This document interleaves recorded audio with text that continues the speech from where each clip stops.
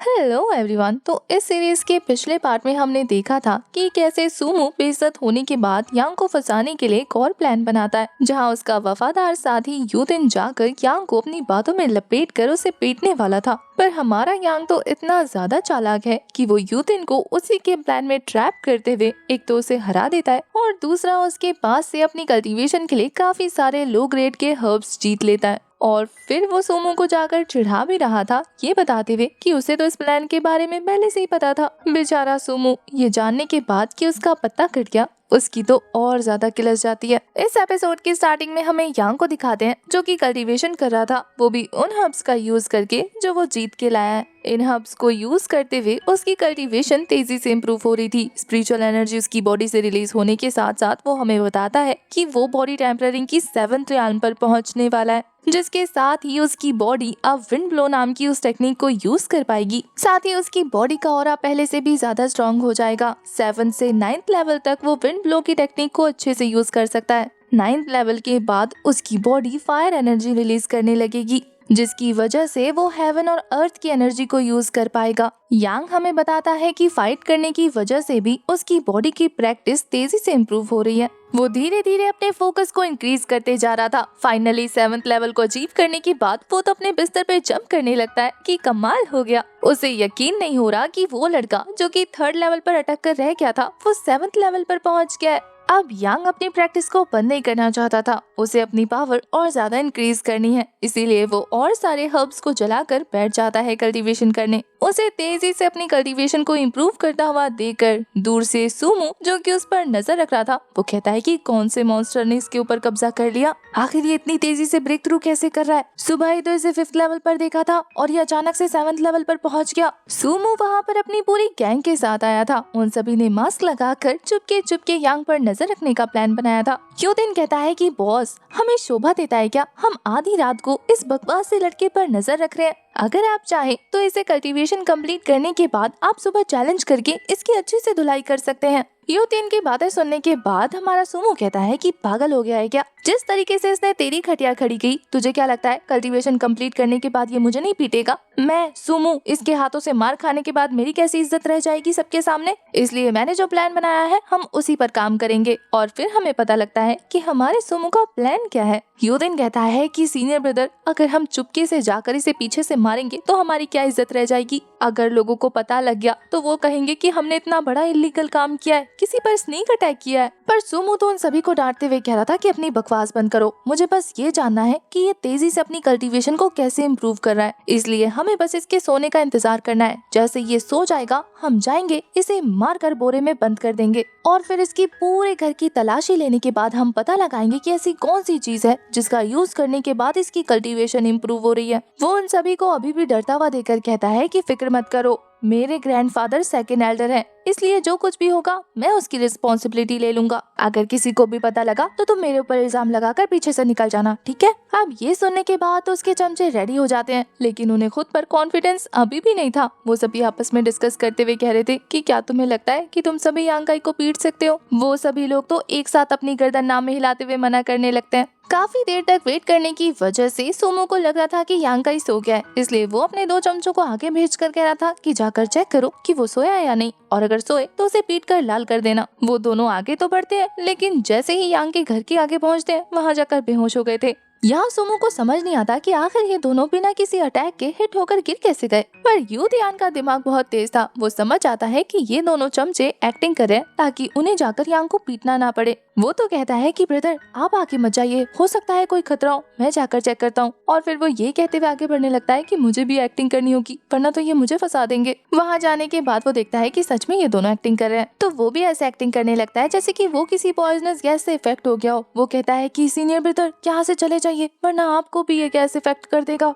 सोमो बेवकूफ है, लेकिन इतना भी नहीं, जाकर उन सभी को किक मार के जगाने लगता है कि मेरे सामने एक्टिंग कर रहे हो। उनकी अच्छे से क्लास लगाने के बाद वो डिसाइड करता है कि वो खुद ही जाकर यांग को सबक सिखाएगा। पर जैसे ही वो डंडा उठाकर यांग के दरवाजे को हल्का सा ओपन करता है, यांग जिस मेडिसिन को एब्जॉर्ब कर रहा था उसकी स्मेल इन तक पहुंच जाती है। अब आप लोगों को तो पता है कि वो गैस पॉइजनस है, इसलिए तो सुमो उसे स्मेल करते ही वहाँ पर नीचे गिर गया था। उसकी ऐसी हालत देखने के बाद ये तीनों चमचे कह रहे थे कि बॉस, आपने हमें कहा कि एक्टिंग मत करो, लेकिन अब आप खुद एक्टिंग कर रहे हैं। पास जाने के बाद वो कह रहे थे कि बॉस, आपकी एक्टिंग तो सच में बहुत ज्यादा रियल है। सुमो, जिसकी सच में पॉइजन की वजह से हालत खराब हो गई थी, वो उन्हें पीटते हुए कह रहा था कि घोंचू, यहाँ पर सच में पॉइजनस गैस है जिसकी वजह से मैं इफेक्ट हो रहा हूँ। देख, मेरी आंख लाल हो गई है। दरवाजा ओपन होने की वजह से धीरे धीरे ये स्मेल उन सभी को भी आने लगी थी। अचानक से उन सभी की आंखें रेड हो जाती हैं और वो खुद पर से अपना कंट्रोल खो देते हैं और एक दूसरे के साथ ही फाइट करने लग जाते हैं। यूतियान और सुमो, जो कि एक दूसरे से चिपके हुए थे, वो भी एक दूसरे की पिटाई करने लगते हैं। अब रात के अंधेरे में इस तरीके का शोर शराबा हमारे यांग के कानों में भी पहुंच जाता है। वो तो अपने फर्नेस को छुपाते हुए कह रहा था कि अच्छा वाह, बाल बाल बच गया, आज तो उसे इस पॉइजनस गैस ने बचा लिया। नेक्स्ट मॉर्निंग हमें काफी सारे बच्चे अरीना में प्रैक्टिस करते हुए दिखाते हैं। यांग वहाँ पर पहुँच गया था उनके साथ प्रैक्टिस करने के लिए, क्योंकि पिछली रात ही उसे पता लग गया था कि फाइट करने की वजह से भी उसकी कल्टीवेशन तेजी से इम्प्रूव होती है। वहाँ के बच्चे तो उसे देखकर उसका मजाक उड़ाते हुए कह रहे थे कि सीनियर ब्रदर, आप यहाँ पर क्या करने आए हैं, सफाई? वो इस बात पर जवाब देते हुए कह रहा था कि सफाई तो मैं कब का कर चुका हूँ, फिलहाल तो मुझे तुम लोगों के साथ प्रैक्टिस करनी है। उन्हें तो लग रहा था कि जैसे मौका मिल गया हो। वो सभी एक साथ यांग के सामने आते हुए कह रहे थे कि चलिए एक साथ फाइट करते हैं। अब वो सभी एक साथ आगे बढ़ के उसके ऊपर अटैक कर पाते, हमारा यांग उन्हें रोकते हुए कह रहा था कि पहले मैं तुमसे थोड़ा सेक्ट रूल के बारे में डिस्कस तो कर लूं। सेक्ट रूल के हिसाब से अगर आपको कोई स्टूडेंट चैलेंज करता है तो फिर आप एक हफ्ते तक किसी और डिसाइपल के साथ फाइट नहीं कर सकते, लेकिन आप एक बारी में कितने भी लोगों को चैलेंज कर सकते हो, है ना? वो सभी जूनियर्स थे, इसलिए उन्हें ज्यादा डिटेल में नहीं पता था, तो वो कहते हैं कि हाँ सीनियर, आपने बिल्कुल ठीक कहा। यांग कहता है कि मैं जितने लोगों के साथ फाइट करूंगा, मेरी कल्टीवेशन उतनी तेजी से इम्प्रूव होगी, और हाल फिलहाल में मैंने कोई चैलेंज नहीं हारा, इसलिए वो उन सभी से कहता है कि मैं अकेले तुम सभी को एक साथ चैलेंज करूंगा। अब वो सभी लोग तो सोच रहे थे कि अच्छा बकरा मिल गया है हलाल करने के लिए, तो वो भी खुशी खुशी रेडी हो जाते हैं। यांग ने उनकी कम नॉलेज का फायदा उठाते हुए उनके साथ फाइट स्टार्ट कर दी थी। एक जूनियर तो एक काफी पावरफुल फिश तैयार करते हुए यांग के मुंह पर मारने वाला था, लेकिन उसकी बॉडी इतनी ज्यादा हार्ड थी कि इस बंदे के हाथ में दर्द हो जाता है। वो तो अपने बाकी साथियों से कह रहा था कि मेरा तो हाथ ही टूट गया, इनकी बॉडी बहुत ज्यादा हार्ड है। पर दूसरा वाला बच्चा उसे मोटिवेट करते हुए कह रहा था कि इन्हें तो हर कोई हरा देता है, तुम भी हरा दोगे, कोशिश करते रहो। पर यांग उसकी बकवक से इतना ज्यादा परेशान हो जाता है कि सबसे पहले पंच मारकर उसी का खेल खत्म कर चुका था। बच्चे तो ये अटैक देखने के बाद शॉक रह जाते हैं कि आखिर ये सीनियर कब स्ट्रॉन्ग हो गए। यांग तो कहता है कि डरो मत, तुम सभी एक साथ अटैक करो, बिंदास। बस फिर क्या था, वो सभी एक साथ टूट पड़ते हैं। जहाँ पहले तो यांग उनके अटैक्स को डॉज कर रहा था और फिर एक एक पंच में ही सभी को ढेर करते जा रहा था। उसके पंचेस और किक्स इतने ज्यादा स्ट्रेंथफुल थे कि किसी बच्चे को दोबारा खड़े होने का मौका ही नहीं मिलता। यांग काई ने अब तक काफी सारे स्टूडेंट्स को पछाड़ दिया था, इसलिए वो बाकियों से कहता है कि तुम भी शर्माओ मत, आगे आओ। पर वो सभी तो डर जाते हैं। वो कहते हैं कि जाकर सीनियर सुमो से इसकी शिकायत करनी होगी ताकि वो आकर इसे अच्छा मजा चखाएं। आधे बच्चे तो उठ के चले जाते हैं, सिर्फ एक ही बंदा रह जाता है। यांग तो सोच रहा था कि कहीं मैंने कुछ ज्यादा जोर से तो लात नहीं मार दी। यांग उस बंदे की हेल्प करना चाहता था, लेकिन वो बंदा अब यांग से इतना ज्यादा डर जाता है कि अपनी लंगड़ी टांग के साथ वहाँ से भाग गया था। इधर दूसरी तरफ हमें सुमो को दिखाते हैं, जो इस बात पर गुस्सा कर रहा था कि एक तो वो रात में देर तक फाइट करता रहा और सुबह भी उसकी आंख देर से खुली। तब जाके यूतियान उसे बताता है कि ब्रदर, जो स्मेल हमने यांग काई के घर के बाहर स्मेल की थी, वही सेम फ्रेग्रेंस मुझे आपके रूम से सुबह सुबह आई। इसका मतलब ये है कि यांग काई ने आपके रूम में वो फ्रेग्रेंस फैलाई होगी।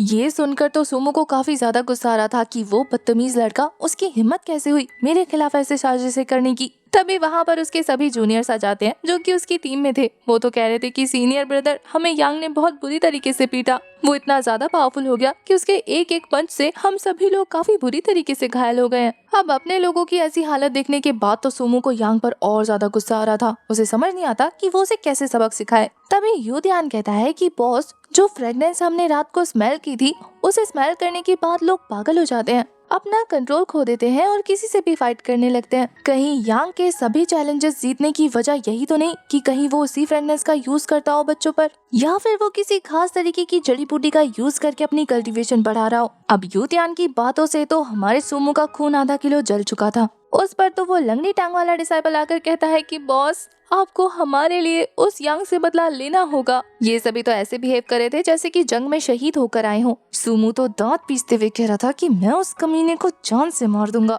यहाँ यूतियान, जो कि उन सब में सबसे ज्यादा समझदार और थोड़ा बेवकूफ भी है, वो अपने मन में सोच रहा था कि यांग काई की स्ट्रेंथ तो बहुत ज्यादा बढ़ गई है, अब तो मेरे पास बचने का कोई रास्ता नहीं, क्योंकि उसने मेरा चेहरा भी देख लिया। इसका मतलब अगला नंबर मेरा है, मुझे ही कुछ करना होगा। तो वो हमारे सुमो के सामने आते हुए कह रहा था कि बॉस, मुझे लगता है कि ये दुनिया एक खेल है, कोई जीत जाता है, कोई हार जाता है, हमें इस बात को जाने देना होगा अपनी किस्मत समझकर। ज्यादा गुस्सा हमारी सेहत के लिए अच्छा नहीं, आपको गुस्सा थूक देना चाहिए। गुस्सा थूकने की बजाय तो उसका गुस्सा इसकी बातें सुनने के बाद बढ़ता जा रहा था। वो उसकी कुटाई लगाते हुए कहता है कि अपनी बकवास बंद कर, अगर तूने एक लफ्ज और बोला ना तो मार मार के तेरी खटिया खड़ी कर दूंगा। अब मुझे ऐसा कोई प्लान बताओ कि सांप भी मर जाए और लाठी भी ना टूटे। मुझे उस यांग काई को अच्छा सबक सिखाना है। पहले तो यूतियान बहुत कोशिश करता है कि वो उसे रोक ले। वो कहता है कि सीनियर ब्रदर, गुस्सा हमारी सेहत के लिए सही नहीं है, थूक दो। पर फिर उसे भी समझ आ गया था कि उसके सीनियर ब्रदर बिना बदला लिए शांत नहीं होने वाले, इसलिए प्लान पूछने पर वो उसके कान में कुछ खुसफुसाता है, जिसे सुनकर वो कह रहा था कि क्या ये काम करेगा। उसके हाँ बोलने पर वो कहता है कि ठीक है, जो तुमने कहा है वैसा ही करना। नेक्स्ट सीन में हमें यांग को दिखाते हैं, जो एक क्लिफ के किनारे बैठकर यही सोच रहा था कि पिछले कुछ दिनों से वो सिर्फ 7th लेवल पर ही अटका हुआ है। पर खास बात ये है कि उस सोल स्टोन ने 4th लेवल को भी अनलॉक कर लिया, जिसकी वजह से उसे न्यू मार्शल आर्ट मूव्स मिले हैं, जिसका नाम ट्रू यांग जुए है। इसे प्रैक्टिस करने के लिए उसे ऐसी जगह पर जाना था जहाँ पर यांग एनर्जी ज्यादा हो। वो कल्टीवेशन मेथड इतना ज्यादा अच्छा है जिससे बॉडी की यांग एनर्जी धीरे धीरे इंक्रीज होगी, साथ ही उसकी बॉडी के डेंटियंस स्ट्रॉन्ग होंगे और उसकी बॉडी का कोर और भी ज्यादा स्पिरिचुअलाइज्ड हो जाएगा। ये बोलते हुए वो अपनी कल्टीवेशन को कंटिन्यू रखता है, जहाँ कल्टीवेशन करते हुए हम उसकी बॉडी के कोर को साफ साफ देख पा रहे थे, जो उसके पेट से उसके गले तक आ चुका था। इसकी वजह से उसकी स्पिरिचुअल एनर्जी काफी तेजी से एनहेंस हो चुकी थी। वो तो बहुत ज्यादा अमेज फील करते हुए कह रहा था कि ये एनर्जी तो बहुत ज्यादा अमेजिंग है, ये मार्शल आर्ट मूव तो इतना काम का है कि मैं इसके बेनिफिट्स गिनवा भी नहीं सकता। इसे प्रैक्टिस करते हुए तो मेरी बॉडी अपर लिमिट तक पहुंच चुकी है। वो हमें बताता है कि ऑल्दो ये टेक्निक बहुत ज्यादा बेनिफिशियल है, लेकिन इसे प्रैक्टिस करना उतना ज्यादा ही मुश्किल है। वो तो सड़ा सा मुंह बनाते हुए कह रहा था कि अब मुझे कंटिन्यू करते रहना होगा, चाहे मुझे कितनी ही तकलीफ क्यों ना हो, लेकिन हाँ, ये पावर बहुत औसम है। ये बोलते हुए वो तेजी से आसपास की यांग एनर्जी को अब्सॉर्ब करने लगता है। ज्यादा यांग एनर्जी हो जाने की वजह से उसकी बॉडी जलने लगी थी। काफी देर तक ये अनबेरेबल पेन बर्दाश्त करने के बाद फाइनली उसकी बॉडी एक तेज एनर्जी रिलीज करती है, जिसके साथ ही वो तेजी से अपनी कल्टीवेशन को इम्प्रूव कर चुका था। अब सक्सेसफुली अपने लेवल को इंक्रीज करने के बाद वो काफी खुश था, लेकिन उसकी बॉडी गर्मी की वजह से तपने लगती है। उसका पूरा चेहरा रेड हो गया था। यांग की पावर इस बार इतनी ज्यादा एक्सट्रीम थी कि आसपास के पेड़ भी बुरी तरीके से हिल जाते हैं, जैसे कि कोई आंधी आई हो। यांग काई को पता था कि यांग एनर्जी की वजह से उसकी बॉडी बुरी तरीके से हीटअप हो जाएगी, इसलिए उसने खुद को ठंडा करने के लिए वहाँ पर पहले ही ठंडा पानी रखा हुआ था, तो वो उस बकेट में नहा लेता है। अपनी पावर को और भी ज्यादा तेजी से बढ़ाने के लिए ये लड़का बहुत ज्यादा डेस्परेट था। सूरज की रोशनी थोड़ी सी कम हो जाने के बाद वो सोच रहा था कि क्या मुझे नेक्स्ट डे का वेट करना होगा, क्योंकि सूरज की रोशनी की वजह से उसे प्रॉपर यांग एनर्जी मिलती रहेगी। ये बहुत ज्यादा जिद्दी है, इसलिए डिसाइड करता है कि वो छप्पर पर बैठेगा, जिससे उसे सूरज की रोशनी मिलती रहेगी। शाम तक अपनी कल्टीवेशन को कंटिन्यू रखने के बाद वो फाइनली थक कर सो जाता है, ये सोचते हुए कि चलो जैसे ही कल सुबह सूरज निकलेगा वो फिर से अपनी कल्टीवेशन को करने लगेगा।